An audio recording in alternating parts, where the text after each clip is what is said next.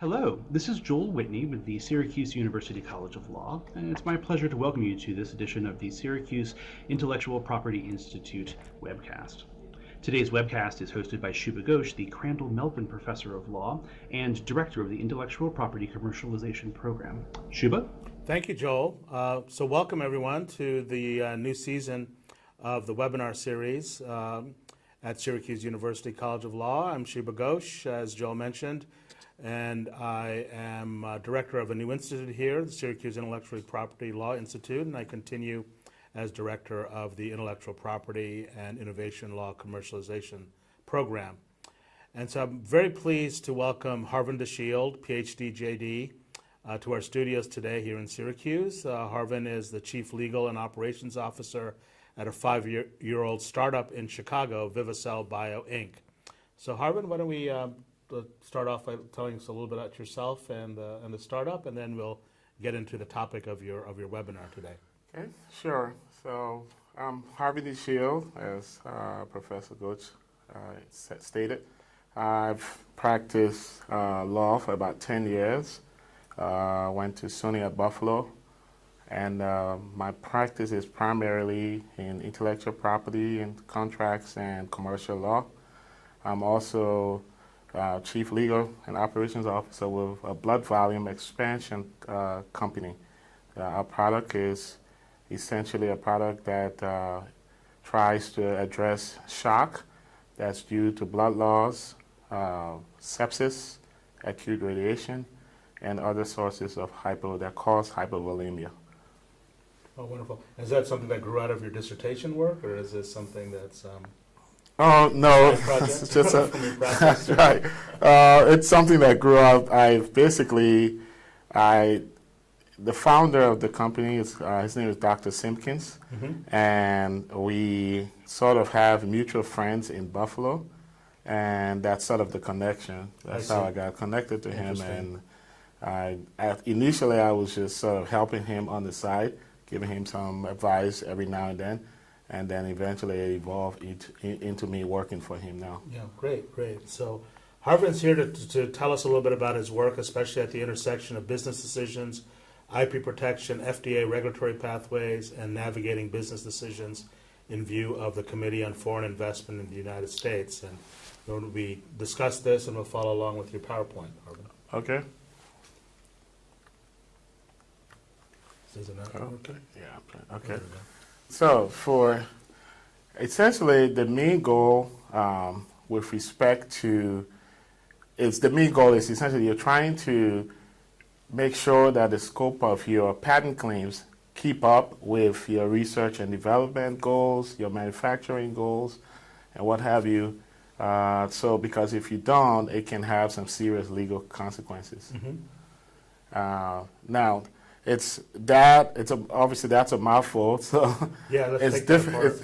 right. It's difficult enough worrying about that. Just trying to keep up, make sure, because oftentimes what happens is when you go from bench scale manufacturing to large scale manufacturing, sometimes you have to make some adjustments, technical scientific adjustments, and oftentimes that's different than what maybe you've even obtained in terms of patent claims.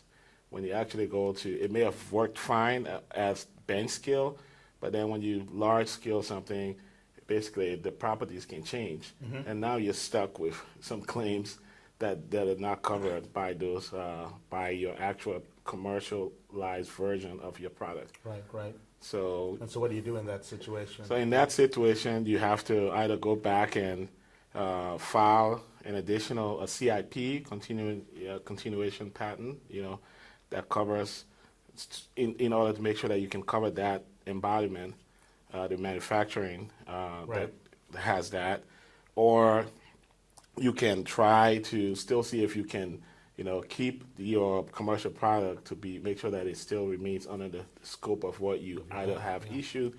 If you have patents that are already pending, you can try to make sure that, if they're covered by the scope of your the background of the patent or even the claims, you can change the claims, modify the claims and whatever to basically make sure that you keep up with your manufacturing progress. Right. And so this comes up when you have the manufacturing progress, you're saying that maybe the market is shifting or the nature of the invention is shifting? Yeah, sometimes the it's need? it's all of the above. Sometimes, Yeah, sometimes sometimes it's just a technological problem. For some reason you can't seem to get the final formulation to conform to the elements of the claim. Right, okay. So, and you know that you have to have, it needs to be properly protected and covered by those claims. So then, that's a technical issue. Try to see if you can make it fit by, using different excipients or whatever adjustments you have to do in terms of technical innovations and trying to engineer that and get to your result. But sometimes it's also driven, as you alluded to, market forces. Right. You may have started off wanting to do something, but then a potential investor says to you, well, that's all good, but we think you should do this because we'll be able to make more money if we steer this invention towards covering, let's say, this particular disease or something like that. Yeah. And so you mentioned disease. Do you think this is unique to the biotech or the medical fields, or is this something that is, I guess from your experience, it comes up there? Yeah, well, my experience comes up more within that context. Yeah. With, it intersects with regulatory law because oftentimes what you're trying to do is if you can find an abbreviated regulatory path, that's better for you, that saves you money, that gets you through the FDA quicker. Right. So oftentimes people will go for what's called like an orphan designation. So orphan designations are basically if there's like less than, I think, 200,000 cases of that particular disease indication. So the FDA is, basically puts you on the fast track. Right. Because there's, to kind of incentivize companies to, go do research to target those very rare diseases or indications. Yeah. Right. So the people sometimes like that, even though the market is obviously smaller because they can charge premium pricing for the product. So that's a temptation. To do that, Sometimes the investors want you, they say, have you considered, an orphan destination or something? Yeah. And so you may be tempted to do that, but maybe your, the specification of your patent really doesn't fully enable that indication. Yeah. And is there also a concern then about obviously patent infringement, right? Yes. So if the if the claims aren't, being covered by the product can be copied and. Right. And so forth, exactly. And also the product can be much easily challenged in patent litigation. Right. They can be sometimes, much more reverse engineered. And the worst case scenario is you end up with because the FDA really doesn't care about whatever your patent claims are, right? Right. They're not in that. That's not their job. That's up to you. Yeah. You're seeking some sort of maybe market exclusivity, and the other stuff is patent protection. So you may end up with an FDA label that states, for example, treatment of reperfusion injury. Right. Or treatment of, let's say, congestive heart failure. Simply because that's a big market, and you're happy with that. And you may even do clinical trials with your particular formulation, and it worked. So they were fine with it, it got approved. But then your claims were only directed to something much smaller, say reperfusion injury. The claims never mentioned congestive heart failure. They may have referred to that in the specification and what have you, but you really didn't do any preclinical, animal experiments. Testing, A model of an animal that had congestive heart failure. So now you're kind of stuck because you're fully enabled for reperfusion injury.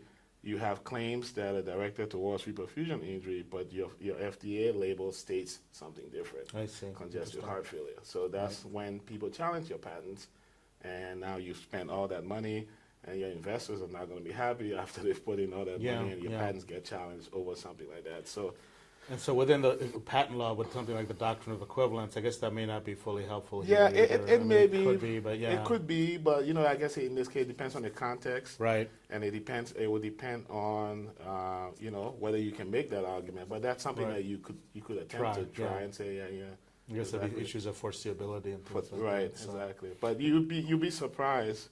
I've worked some patent litigation cases before, and this came up. Yeah. And yeah. these were against big drug companies that had all the resources. Right. So it's not oftentimes you can imagine for a smaller startup developmental stage, funding is always an issue. You're always trying to balance how much funds you have, Right. and what have you. But it comes up even with big drug companies Right. that have all the resources in the world, but for some reason, they sort of sometimes drop the ball. Yeah. There. They just don't keep up.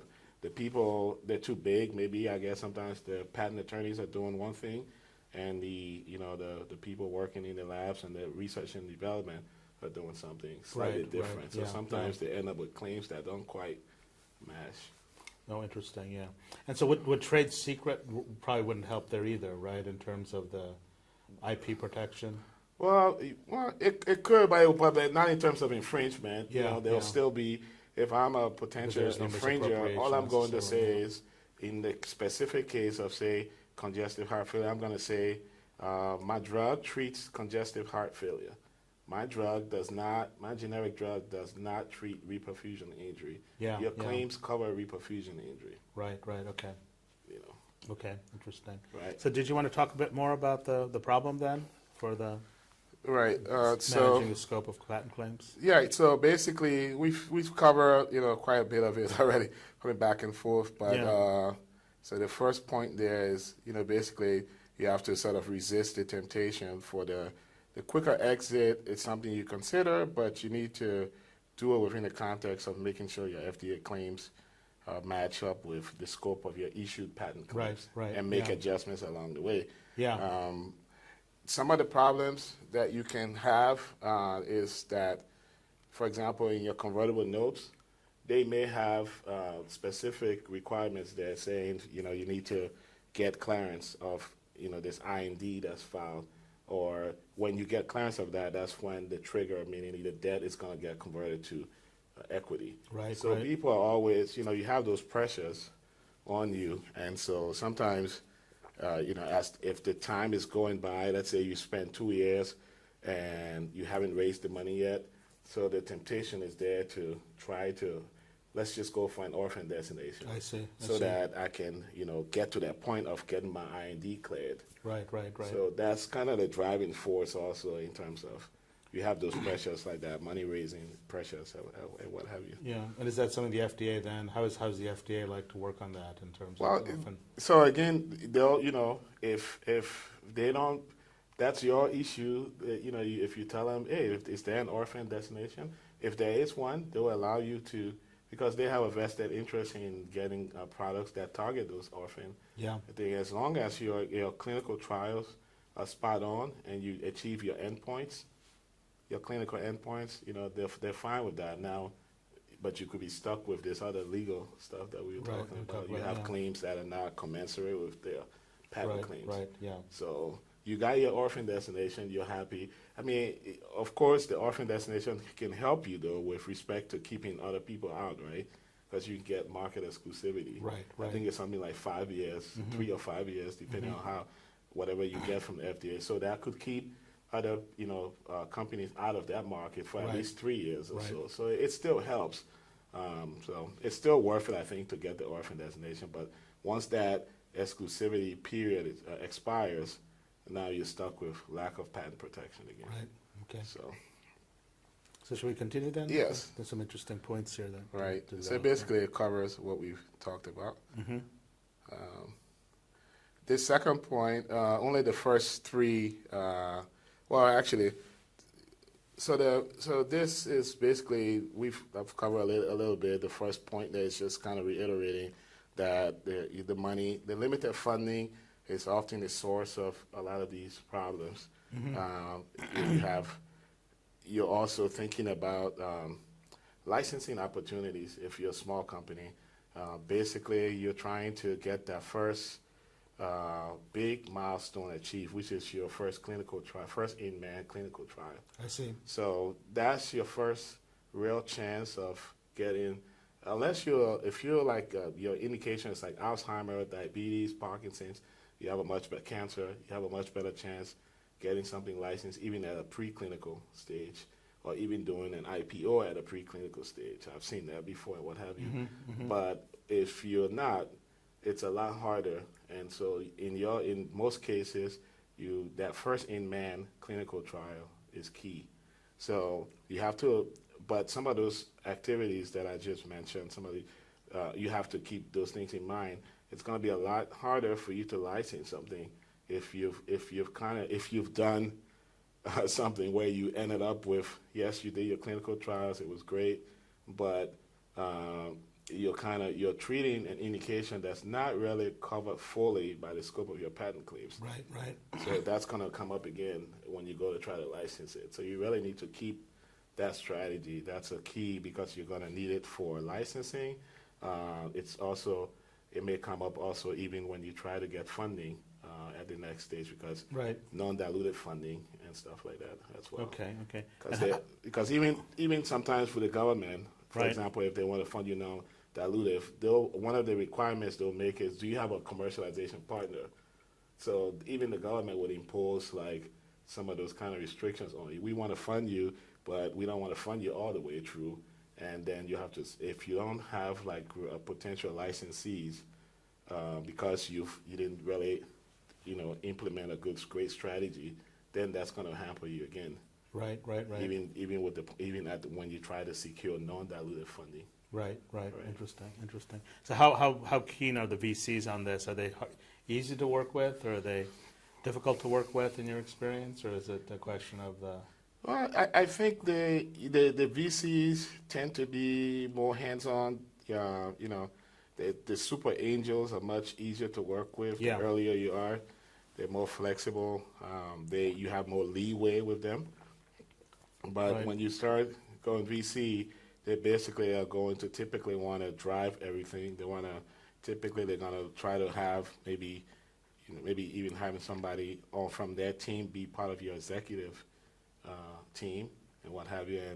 And so they're going to try to make sure that a lot of them are very well, they have a lot of expertise, and they're going to try to make sure that they get all these kind of questions, due diligence issues like this straightened out. And if they see that, your regulatory strategy is going to lead to problems with respect to licensing, they'll just not bother with you. So. And so, when you think about the patenting claims, then when you're trying to apply for the patent, so I guess one way to try to address these questions at the threshold is try to have as broad a claim as possible, right? Or to have specifications that are maybe more... And broader, specific, as broad as you can. But you also know that when you go to try to interpret the claims, the first place you look is the specification. You first look at the claims themselves. Right. And then you can look at the specification and try to interpret the claims. So that helps. But at the end of the day, especially in pharmaceutical industry and what have you, the enablement requirement is huge. Right. Yeah. So even if you throw in, say in that case you had there that your particular drug could treat reperfusion injury, or let's say heart conditions, you say something like can treat a myriad of heart conditions. And you start to list them: reperfusion injury, congestive heart failure, what have you. If you don't have some claims, at least not claims, but if you don't have some, let's say, animal studies where you actually maybe did some experiments in models of animals that had congestive heart failure, still makes it really likely that somebody an infringer can say you shouldn't get those claims should not go that far. You're kind of just trying. It's too broad, overly broad, and they're not fully enabled. So when your experience with the patenting strategy, you don't have to go into the details, obviously, for your company, but you have numerous patents, as I understand it. I mean, is it a situation where you applied for them serially, you worked on them serially, or you had them, or did you do a lot of CIPs and provisionals? Or? We did a lot of, we didn't do that many provisionals. We did a lot of CIPs, a continuation and some CIPs. So we didn't, a lot of times we didn't bother with too many provisionals because we just tried to get, we had most of the data at hand already, so we just went straight for the non-provisional most times. Right. And even when we did do a provisional, the provisional was fully enabled. Right, and right. really, it was almost as good as a non-provisional. That's kind of the strategy we took. Right, okay. Right. Okay, interesting. Right. And if the last point over there is, if you don't have a good scope of claims and what have you, it can make it much harder if you don't have enough money and you're seeking contingency litigation representation from firms, because they're going to analyze your patent portfolio before they agree to take the case on a contingency basis. Right, right. So you have to be thinking about that also, potential patent litigation. So all of these things are kind of interrelated. Yeah, interesting. Yeah. Go to the next slide. Yeah, let's.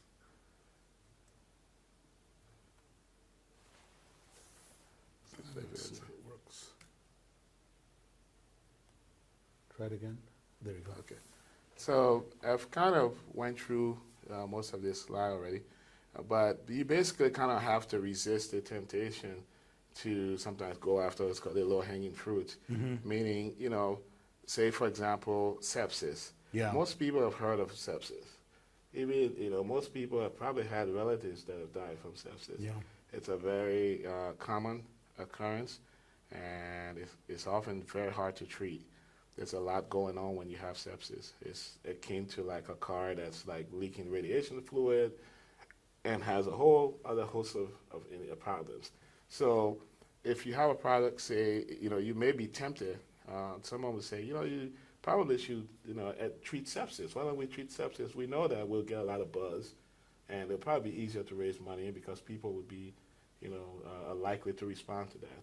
So you may be tempted to do that instead of a more narrower sort of claim language. Maybe you claim in this case, it's really directed to treatment of, say, some aspect, a much smaller indication as opposed to sepsis. So it's sort of the same thing again. It's kind of like you have to try to resist the temptation to sort of overreach into areas or indications that your formulation may address, but maybe not fully address. For example, treating an aspect of sepsis, it may not be the same as saying treatment of sepsis. Right? So you might be treating just one, let's say the anti-inflammation, treatment of anti-inflammation in sepsis patients. Maybe that's probably the correct, that's exactly what it's doing. Because you may treat that, but because there's so many other things going on in sepsis, it may not actually treat sepsis. You know what I mean? You just treat one aspect of it. So you kind of have to be careful with that sort of stuff. You don't want to overreach with your language because you can run into some of the same problems. Right, that we discussed, yeah. Right. Okay. So let me see. So one of the ways to do it is, you can always go back and expand your indication on your label. So that's probably the best way to do it. Say, you got the label approved for something, and you think that, well, we could have gotten it approved for even sepsis or what have you. It's probably better to do your first indication, say in this case, let's just say the reperfusion injury, get that approved, go into the market, make some money, and then you can go back later on, do some experiments to see if your formulation can be applied to congestive heart failure. Right. Apply for maybe do a CIP or what have you, and then come back and go back to the FDA and seek an expansion of your FDA label to cover congestive heart failure. I see. So it's probably better to do that as opposed to, abandon, forget about reperfusion even, just go for congestive heart failure. And so can you explain a little bit about the FDA labeling here, how that's interacting in terms of just protecting your rights? That basically sets up the markets in which you can operate, right? Right, and so the FDA label is what you ultimately are going to get approved. They call them claims also, so it's basically what the company will be able to market the product for. So there's a distinction. You may have something, I'll stick with the congestive heart failure and reperfusion because that's a really good example. Let's say the FDA label that's approved states treatment of reperfusion injury. Those are the claims, those are the FDA claims that you did, your endpoints in your clinical trials showed that, And so the FDA granted you that medication can be used to treat reperfusion injury. Now you're limited legally. You have to stick to that when you market that product. You cannot state in your, advertisement or promotional materials, you have to stick to just treatment of reperfusion injury. If you don't, you can get sanctioned by the FDA for that. So the label is very important for that. Now, people in the hospitals, let's say, and the clinicians can use it for whatever they want. They can use it even to treat congestive heart failure, but you can't in any way as a company promote it for that purpose, right? So that's because they don't hamper a clinician. A clinician can, even though there are some hospital systems don't like that, obviously, to have clinicians using, products that are not FDA approved for some indication, but the law does allow them to do that because it's sort of like they're treating patients. And if they think that medication can save somebody's life when they've tried other things, they may use it for congestive heart failure. Right. But the company is not allowed to ever market it for that. Even if they have evidence that it's being used in the hospitals for that, they cannot market it. So that's why that label is very, very important. And again, so the other thing is even if you get that label, it's not going to help you with respect to patent infringement. Right. If that label, if the scope of your label doesn't correspond with the claims. Right. Yeah. So that's kind of the basic thing you're trying to do there. It's balanced. And it's tempting because the FDA your experiments, your clinical trials may really be spot on with respect to treating congestive heart failure. Right. And you may even get that. It worked and everything, but from an infringer perspective, they're always happy to see when there's like that kind of disconnect, because then they can just go and make a product and just copy that and say, I'm not treating reperfusion injury, I'm treating congestive heart failure, just like what your label states, knowing that your patent claims don't cover that. Yeah. So that's probably the most important thing to take home. And for an infringer or an attempted infringer who tries to do that, I mean, they have to get FDA approval for their own.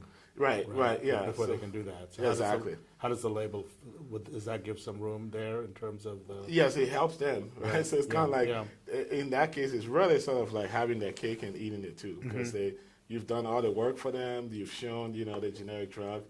Once they file that, file their ANDA application, in this case, it's considered an act of infringement, right? So the whole lawsuit starts and what have you. Yeah. But as far as in the regulatory stuff, the fact that a brand drug have done all that work helps them. Yeah, that's often the case. Though, so you're saying that because of the bioequivalence then? Right, exactly, yes. So they're taking advantage of that, yet they're suing you, yet you have to, they're infringing your patents. Their patent, At the same time, they're benefiting from the fact that, your drug really has treated that disease. So, yeah. Okay. So you have, and they don't have to do they're not going to have to do those clinical trials. Right. If they just like because you said, the bioequivalence. Bioequivalence, right? Okay. Yeah. Okay, so here you have this addition about this temptation. So when you're talking about this temptation to pivot to low-hanging fruit, how do you think about avoiding that temptation, or what is that? So that's just the sort of stuff I was talking about earlier. You have to be able to say to your potential investors, look, it's tempting for us to go after this, congestive heart failure is a much bigger market. So they're going to make a whole lot more money, presumably you're going to capture more market share and what have you, but you have to be able to tell them, communicate to them that we could end up in a patent litigation, in a lawsuit, which is not something any investor wants to hear, right? They don't want to, so you have to be able to communicate that to them in a forceful manner and say, if we pursue this route and we end up with claims that are stated on our FDA label that don't match up, it could end up costing us more money, because then we have to go and defend, enforce our patents and what have you. It takes away from money that we already don't have a lot of. So that's what I mean by you basically have to kind of resist you have to resist your investors telling you, hey, let's go after the bigger market. It's fine to do that if your claims your patent claims match up with your FDA claims, and yeah, obviously that's a good thing to do. Right, right, yeah. Because you'll make more money, they'll make more money, and what have you. But so you just have to make sure that you have all your I's and T's, I's dotted, T's crossed, Right, with right, respect yeah. to making sure the claims are commensurate with Yeah. each other. Yeah, interesting. Yeah. Okay. So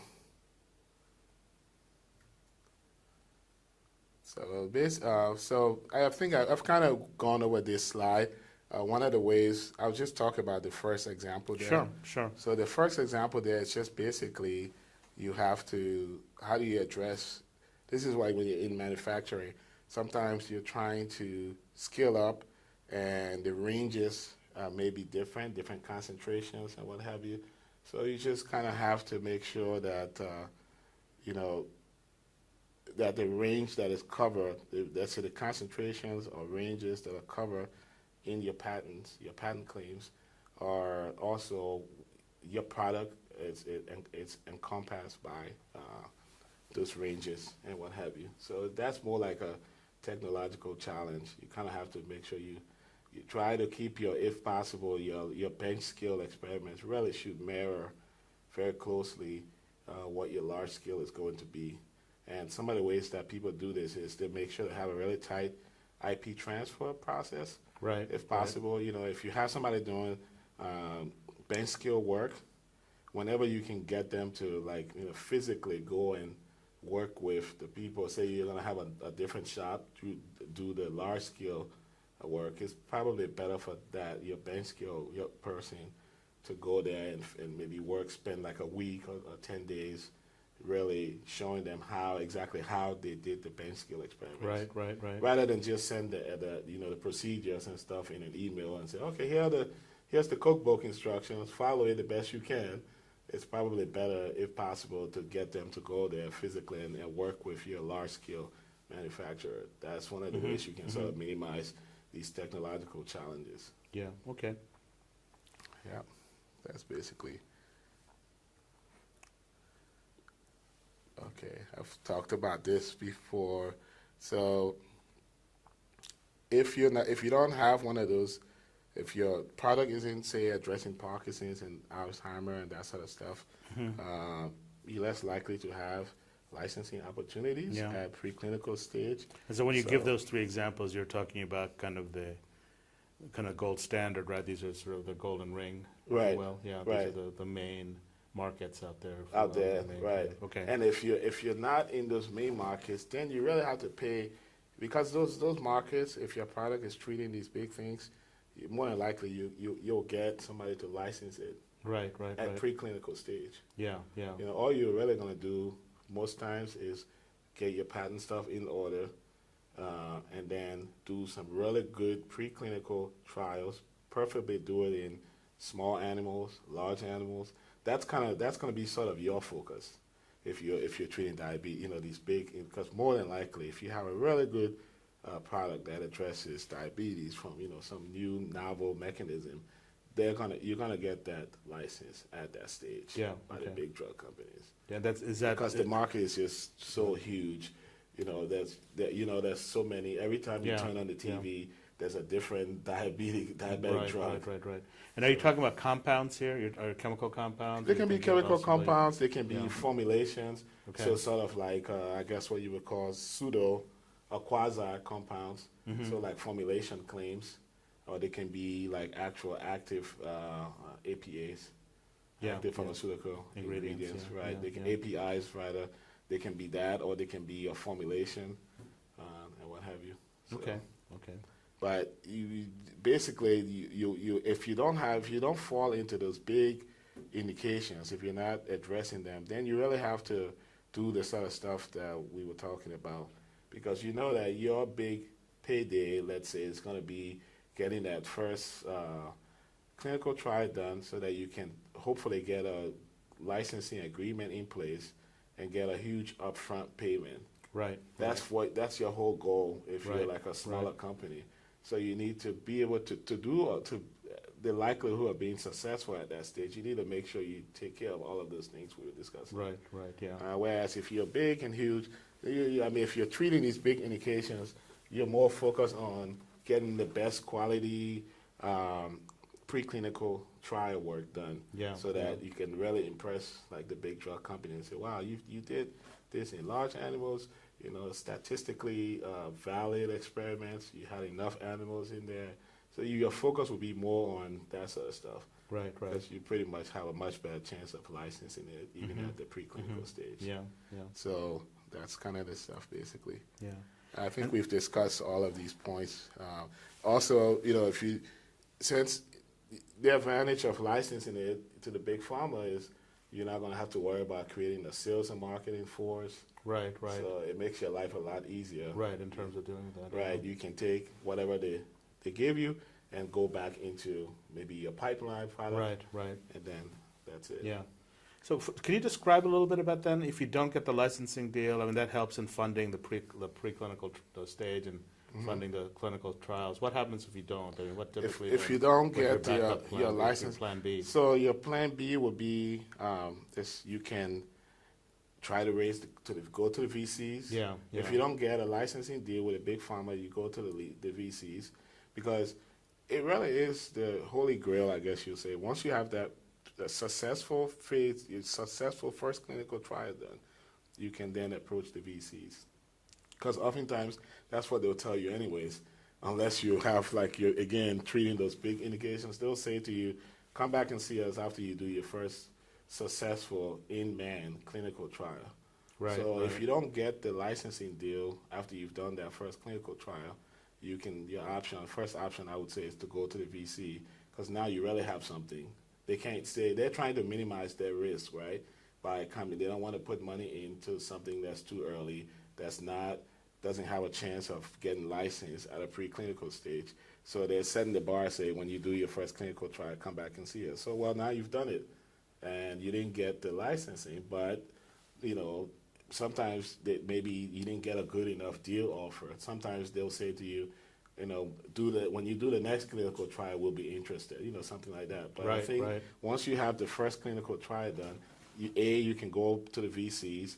B, you could seek non-dilutive funding from the government, the NIH or military, if your indication is something they're interested in. So you can get non-dilutive funding to do your next clinical trial.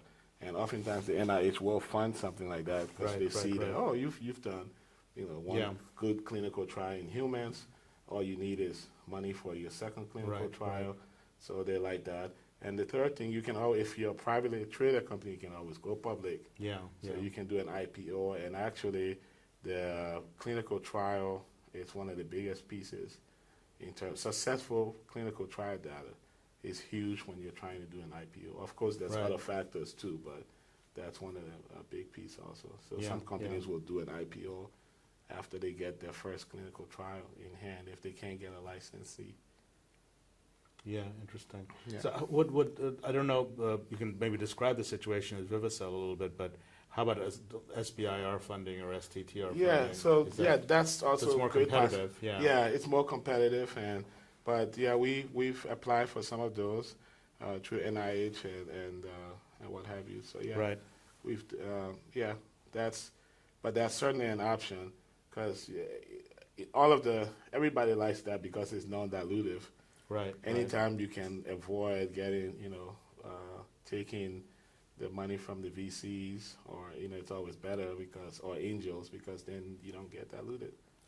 So especially if you have a great product that's going to impact lives and save lives, then it's always more advisable to try to get the funding.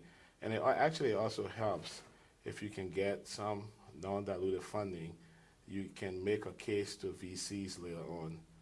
They view that as some sort of validation sometimes. So that's another reason why if you can get that funding, it helps you. Is Vivacelle a university-based, or is it? Well, no, it's not. It started off, the technology way back started off at LSU. So our founder he was the director of the trauma unit at LSU. He's a trauma surgeon by training, and then he started the research there. But everything, the company owns the technology, and that the university doesn't own the technology at all. I It was see, completely I see. transferred to him. When he left, yeah. he was a researcher at the university. Right, Yeah, okay. right. As part of his exit deal, Mhm. he secured that free and clear to him, and then it was subsequently assigned to the company. Mhm, So mhm. now the company owns all of the IP. I see. Right. Okay, interesting. Yeah. So, Yep. Do we go to the next slide? sure. So we talked about Yeah, we some of talked these about this. interesting- Yeah, Yeah, we talked about that. Yeah. Kind of going ahead.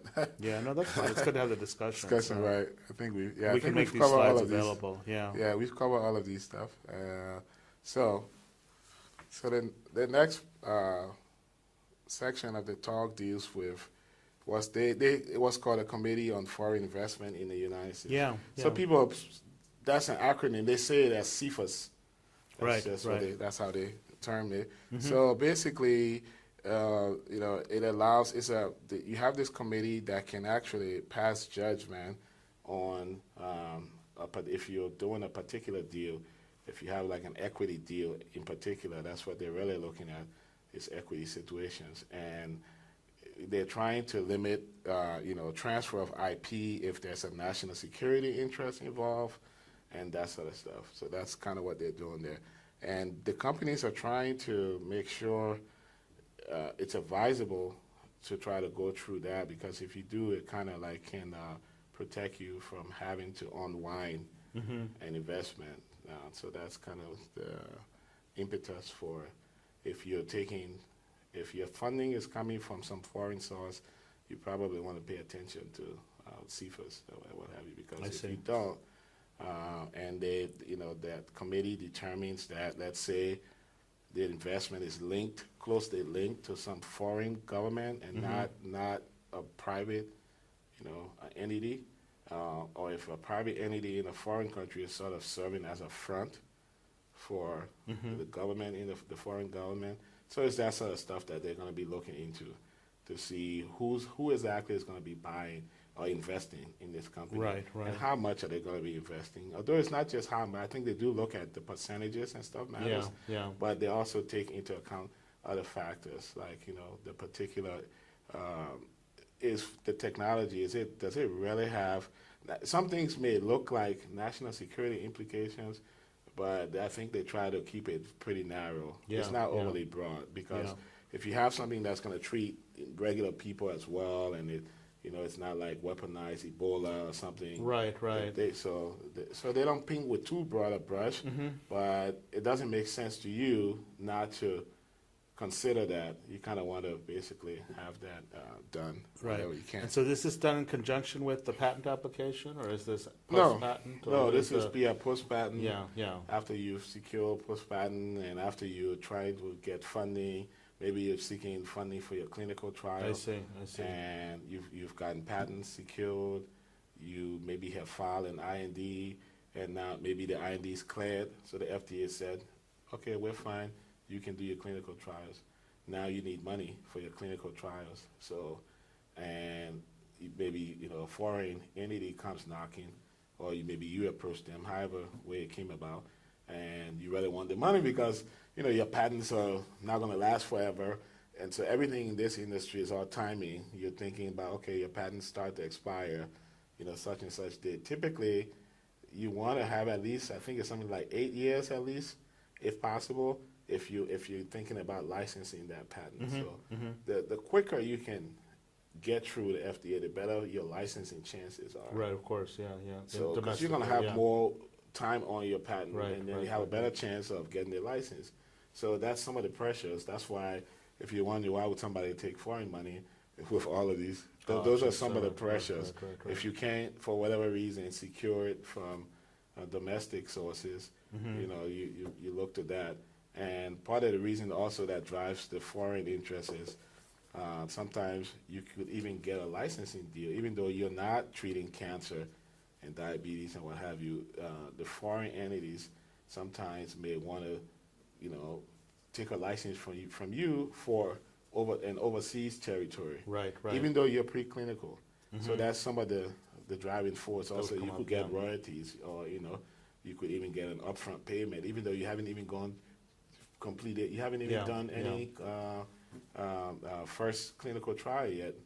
So someone's offering you the chance to not only make equity investment, but also maybe take a licensing deal from you where they'll give you an upfront payment and what have you, and it's often not going to be a huge license because you don't have, it's your preclinical and you're not treating those big indications, but it'll still help you.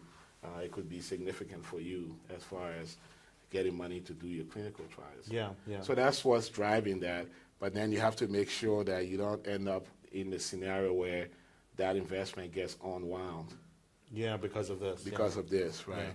Yeah. But would there be? I mean, if the patent office is looking at your invention, what could the patent office then initiate this process as well, or no? They wouldn't refer it to. Yeah, they have nothing at all to do with CFIUS. Yeah, okay. It's all voluntary, actually. You don't even have to do it. But if it is an invention that might implicate national security, well, they probably right. Yeah, if it's something like security, if it's something like weaponized Ebola or something, they probably will have some alerts to certain. So then, but your point is this is just at the funding stage, funding stage, right? Now, if you and it's voluntary though. That's the thing. They tell you it's voluntary, but when you think about it, you probably want to. If you're taking foreign investment, it's a big risk. You want to make sure you get a clearance. And I think at some point, it may not remain voluntary. There's a real push to make this where it's not because of things going on with the trade war. It may end up someday not being voluntary. As long as you're taking foreign money, everybody may have to go through this. Right. I mean, the idea behind taking the foreign money, though, that one of the aspects of that is that connected to getting a patent then overseas, or no? Would it be the idea is that they would want? I mean, why would they need to take a license if they're going to market it overseas? There's no patent protection overseas. No, they wouldn't. They wouldn't. They'll only be interested in that if you have some patent protection there. Overseas. Right. Okay. Right. Let's say it's Singapore or whatever, and you have some patents actually filed in Singapore. Right. Or if you have a PCT application or something. Right. Something. Yeah. Okay. I mean, now you raise a good point. Some of them will. Sometimes you may not have it in all of the countries or all of the territory. You may have it in some because it's pretty expensive, right? That's what I'm wondering. Yeah, you can't just keep filing everywhere. Right. I mean, you don't have that many. So sometimes some people will just go about it on market exclusivity. They'll just because there's nothing to license in this case. In that case, it wouldn't be a license. It'll just be they could become. You will probably do a joint research development agreement. Some sort of commercialization agreement. If you don't have any license, that's probably what you would enter into, some sort of joint research development agreement, do some research together, maybe try to improve the product, and then file overseas. Right. Sometimes people will do, because at that point it may be too late because of patent law stuff. You may not be able to get a patent on the same, if you haven't already filed something or don't already have something pending. You may end up having to do maybe a combination product. You may take your product and combine it with something else and then do it that way over there. I see. So, because they have to license something. Sometimes people talk about licensing a commercial product, but that's licensing the product. It's mainly you have to have a patent. Generally speaking, that's what you're licensing, the patents. And so the other thing about this is that obviously this is separate from export regulations, right? Because you're not necessarily exporting the technology, or I guess in some ways it's sort of separate. So. There's some connection though, because typically what will happen is, let's say you have a foreign potential investor, they'll want you to, as part of the deal, help them initially they may even ask you to supply them. Right. With everything to supply, so you will end up having to export, the product actually there. Let's say they want to do, because they're trying to go through a parallel regulatory process to get the drug approved, say overseas. So that's their goal too. While you're doing this stuff in the U.S., they're trying to get it approved over there also. So they'll need you to supply GMP batches, good manufacturing procedure batches that they can put in to do the clinical trials over there. So you're going to be shipping something, especially early on. They're not going to be making all of it. They're going to be relying on you heavily most times to supply them with it, or to at least assist in the process. You may have to at least send like the initial batches. So there's going to be some sort of export most times. Interesting. at least initially, yeah. Okay. Although a lot of them try to source everything locally because it's cheaper whenever they can do that. So, but I think initially you'll probably have to send at least some samples. Yeah. So there might be some Right. dual Right. sort of requirements. Requirements, Yeah. yeah. Okay. Yeah. We have about 5 minutes. So this has been very interesting, Harven. We've got about Okay. maybe 5 minutes left. So Okay. did you want to wrap up, or Yeah, I maybe think take I'll another go 5 to minutes? Yeah. the last. We talked about most of these things. It's basically looking at, it has to be a U.S. Business. Yes. So even if it's a merger or what have you, subsidiary, they're only targeting the U.S. Part of the business. Right. They're not. CFOS doesn't go after foreign, Right. subsidiaries and what have you. So I think we've talked about national security implications. I think I should just we've discussed this whenever there's state-owned entities involved. Those are flags, red flags. Right. Because they really don't want the invention to end up in their hands. We've addressed most of this. So basically, I think the take-home here is, you want to try to get to an MOU as quickly as possible with most foreign entities. That's kind of the goal. Okay. Because oftentimes what happens is you're just going back and forth with emails, and and that process can be overextended. So as quickly as possible, if you can focus the potential foreign investor to give you an MOU, and then that's something concrete you can work on with a law firm. You definitely want to secure outside counsel with these things. They have firms that have departments just for this sort of investment. Like you might have a Chinese practice. So you want to be, if your investment is coming from there, you want to be very specific in how you secure outside counsel. Get somebody that has a lot of experience doing this. It may cost you a little bit of money, but they're going to get everything done the right way in terms of making sure you do the right CFOS analysis. And if you have to do a filing, they'll be, accustomed to doing that. So you kind of want to, and they'll, in the end, actually save you a lot of money by getting somebody that's really experienced doing that. Right. It costs about, to do the filing, if there's one to be made, it's about $50,000 to $60,000. Wow. But usually it's split. So, because it's kind of like a joint filing, the foreign entity and you, so that cost would be borne by both parties. Yeah, So if you don't have to file, then it's more like, to do the MOU and the initial CFOS compliance analysis, it's about $30,000. Yeah. So it's still pricey, especially if you don't get if you end up not getting the investment, that you spent $30,000 and you didn't get the investment. Right. Or at least half of that. By the time you do the CFOS, by the time you do the MOU and do some initial CFOS analysis, it's pretty much going to cost you about $15,000 at least. Right. And you may not even secure the deal after the MOU. But is the main benefit then you're thinking about is the financing, access to foreign markets? Yeah. All of those. And then I think that anytime as a small company, if you can get, it's a chance for you to get potentially an upfront payment if that's part of your licensing deal. It's a chance for you to get a revenue stream. Right. If they license it before you even got a product FDA approved, because oftentimes overseas, it's possible that their process can be quicker. Right. Sometimes, so they may get to the point where they're actually selling a drug before you ever complete yours in the U.S. Right. And so if that happens, then you could get some royalty revenues and what have you. Okay. But the main thing driving it is you need money for your clinical trials, and you're trying to get them to give you that money to do your first clinical trial. That's the main focus. The licensing part of it is there, but that's going to come down the road. They're not going to, you could get, if you get an upfront payment, that helps. Right. That will help you to do your clinical trials, but that's basically you're looking for money for the clinical trial. Okay, great. But you want to make sure you do all of these. Right. Make sure you be careful about it also. Yeah, this has been very informative. Sure. So do you have a final kind of sort of take-home points, or so as far as thinking about startups, thinking about this rate area? I think basically you sort of want to, I would say, it pays to do a lot of work up front, due diligence, and it pays to be very deliberate in terms of developing the strategy, planning. Yeah. Plan your regulatory strategies very well, your patent strategies very well. oftentimes you will hear people say, getting a good patent portfolio, I don't think you can really skimp on that too much because it may help you out in so many ways.